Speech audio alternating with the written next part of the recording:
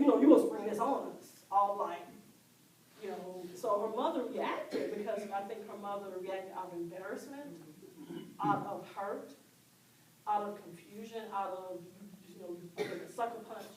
So I think it was, she was valid, you know, and I think with anything, you know, you come in as a mother, I don't have children, but I can understand as a mother, you worked hard to make this plenty food, and now all of a sudden it's just upended because you decided you want to be gay and come out and tell everybody.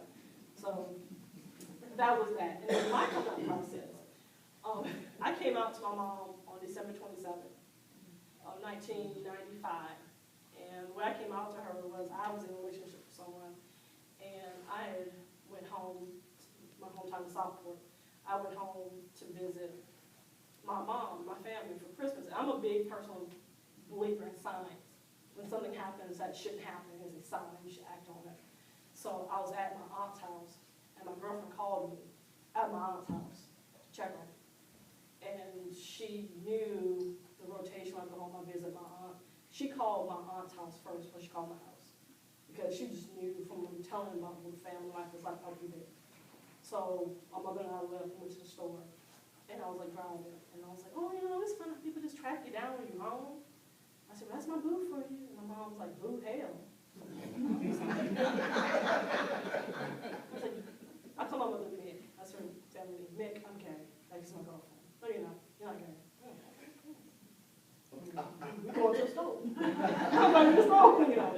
So we went to the store, because we were having sandwiches. Went to the store, got sandwich fixings, came back, had sandwiches, looked at movies, you know, went to bed, got the next morning, went shopping.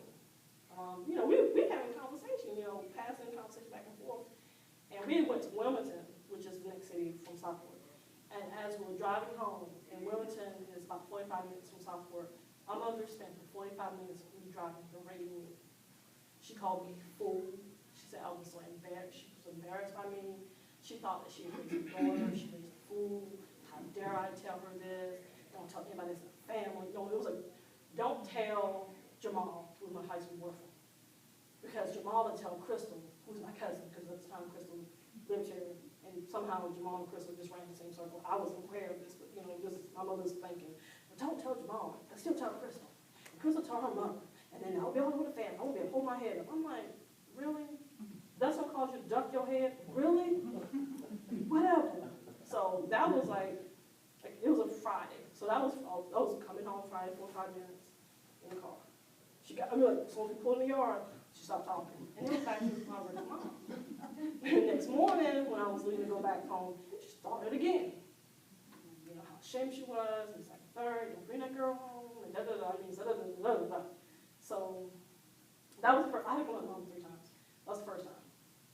And then I came out to her again in 99, because she was moving.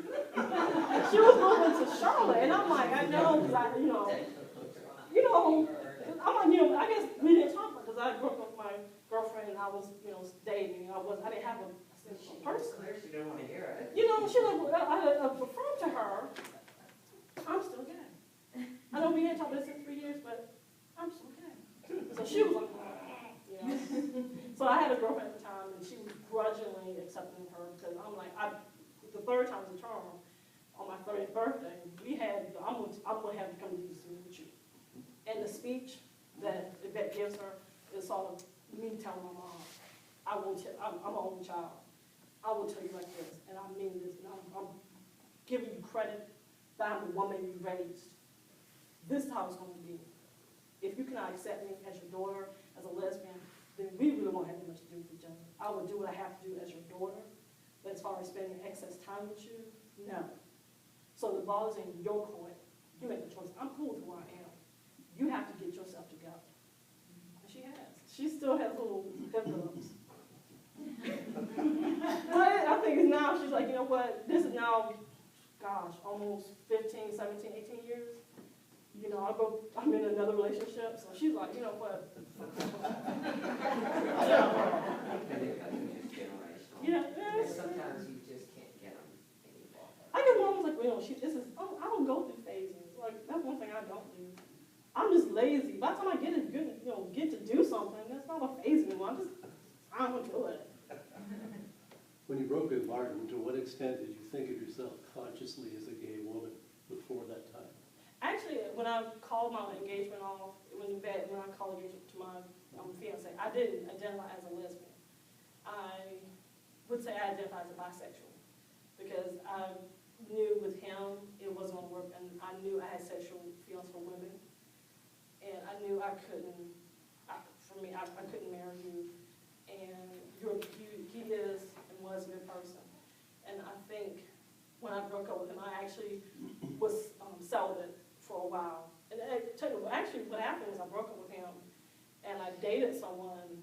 I dated two people, like two guys, and it sucked. I was like, this is horrible. They were not good people. And I remember, and I put this in the book, New Year's Eve, I called him. I had not talked to Max Fiance, his name is Rick. I had not talked to Rick in like 3 months after he put the brakes on my car. And I called him, and he lived in Winston-Salem, I lived in Charlotte. I called him out the blue, and was like, what you doing New Year's Eve? And he was like, nothing. Why don't you come down, we can hang out. And he was like, fine. So he came down. We hung out. We brought in 95 together. And because when we met in college. We were friends in college. And then we became girlfriend and boyfriend. And then because when I broke up with him, when I called the wedding off, because I didn't tell him I was calling him off because I was attracted to women. I called the wedding off because I was ready to get married, and I felt like what I told him was, I think that we've been together for so long, and I think at this point we just need to cut it because I need to step back and think about this. And so he said, okay, fine. So we were friends from 95. So we hung out. I came to Winston-Salem. He came to Charlotte. We were not, intimate. We were just hanging out. And when I decided to myself, when I was gay, I came out to myself in May. And I told him, because he was coming down. It was like, we went to Waffle. Is anyone here from Charlotte? Okay, because I have a memory. I remember locations. So just to give an idea, this was like 1995. I came out to my ex-fiance at the Waffle House at the Little Rock exit. Because we were at Waffle House, and he came down to hang out during the weekend. I said, I have to tell you, Rick, I'm dating someone new. He said, okay, that's cool. I said, well, what's his name? And I was like, Jackie. And it's a girl. He was like, oh. Has he married? Yes, he got married. He did. He did get married. So he was like, oh. To a woman.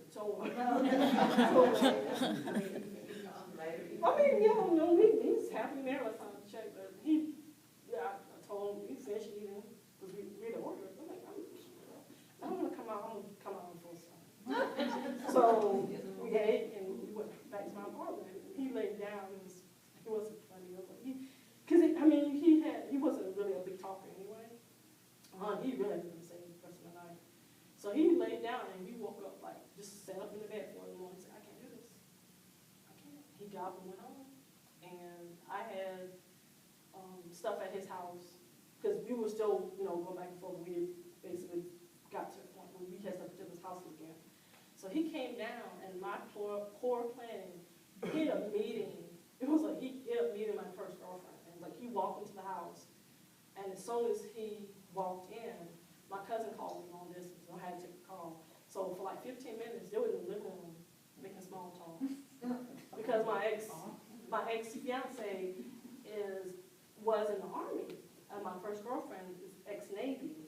So they were talking military stuff, and where were you stationed, and what did you do, And when Rick was leaving, and this is again a testament to who he was and why I was with him for so long, he was like, obviously, I'm not the person for you, but I love you and I always love you. If you ever need anything, just call me. And I ended up calling him like in '99 because I moved. He came from Winston and helped me move. And the way I know he was married is that when they had the first Gulf War, his unit was called up, and I called, and like at 7:15 in the morning, his wife answered the phone, and I asked to speak to him, and she was like, he's not here, and I'm like, is he gone? And this, of course, this like your cousin. Oh, no. And she's like, no, and who are you again? And I'm like, explaining, I'm a friend from college, and I'm gonna leave him to do dirty work. So he explained to her who I was. He called me back. He was like, no, I'm not calling back. My unit, I guess my battalion, the big thing was called up, but not his unit. So he stayed here. So we lost track of each other. I have not talked with him. But Google is a wonderful thing. So he still wants to say, yes, I love Googling people. So he still wants to say, hey. Me too, then. I gotta use company resources for something. Crazy folks in the world. I said I Google, I don't use the prime Gmail.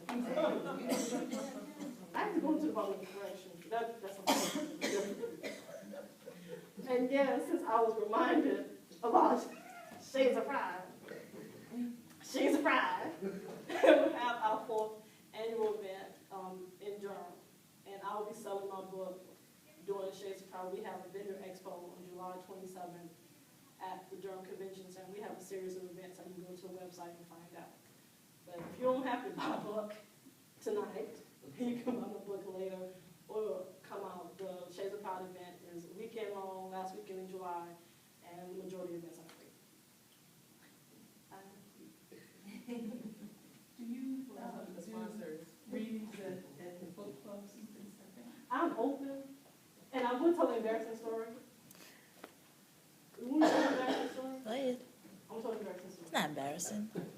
Okay. The lesbian book club, the LGBT, well, let me back up. I did a reading, my very first reading was for the Lesbian, Gay Center, LGBT Center of Raleigh's Library's 1-year anniversary. That was in October. And as part of that, the Lesbian Book Club of the center selected my book to be the book of the month in October. So I'm like, so I was in a relationship at that time. And so I went, and it was 2 facilitators that I was someone together. So I'm like, y'all, where y'all from? Y'all from. And one of the facilitators was like, I'm from Delaware. I don't know where she's from. I'm like, okay. So that was October. And in February, Shades of Pride had a brunch at a restaurant here. And the co-facilitator from the October book club meeting was sat across from me. I was like, oh, hey, hi. She was sitting here, this other chick was sitting here, because by this point I'm single. And this other person was sitting here, and this other person was sitting here. And I was so cute. I had a good job. So I'm like, hey, how you doing? Yeah. How you doing? What's your name? What you do? So the co-facilitator was like, nice to see you, I'm leaving. So then that was February 4th. So February 13th, I get an email from the co-facilitator who says, let me be the first to wish you a happy Valentine's Day. Oh, very cool. So then I replied back, same to you, happy Valentine's Day. I didn't get a response back. I'm like, all right, whatever. So February 24th, I sent an email, happy Oscar Day, to the co-facilitator. And she replies, well, I really don't look at movies, but thank you. So then a week of emails followed, and then I went to Charlotte for CIAA weekend, and I was emailing while I was not emailing while I was driving, really. I had parked. Yeah, right, come text me. So I was like, I'm on my way to Greensboro, and I was on my way to Charlotte. I was in Greensboro at 8 o'clock. So the co-facilitator gave me her number and was like, well, text me when we get to Charlotte, which I did. And so that weekend we texted each other back and forth, and then we saw each other again on March 4th, and then we obviously got together. I said March 21st. She says March 4th. So we share a birthday. Our birthdays is 9/18. So we split down the middle, and our anniversary is 3/18, which makes our 6-month anniversary to be our birthdays. So you know there's gonna be a party up there. So, and that's not gonna be in the next book. I don't Taylor Swift people. Too bad. So, Nina, Perusia, Yvonne, you see yourself in my next book, hey. When you talk about the big breasted woman, I know. Who went to St. Al from Jersey? Who's a model? I am, yes. So, as you can tell, I have a lot of love and of support because I was so, oh my God, I was so nervous. I put on Facebook, the butterflies have started at like 11 o'clock this morning. I've had butterflies since yesterday. Thank you. I